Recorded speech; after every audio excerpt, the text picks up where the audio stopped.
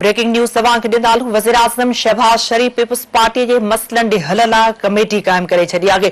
Committee में नायब वज़ीर आज़म इसहाक डार, ख्वाजा आसिफ, आज़म नज़ीर तारड़ ऐं अहद चीमा शामिल आहिनि। ही अहम ख़बर अवांखे ॾियूं पिया त वज़ीर आज़म शहबाज शरीफ़ पीपल्स पार्टी जे मसइलनि ॾे हल लाइ कमेटी क़ाइमु करे छॾी आहे।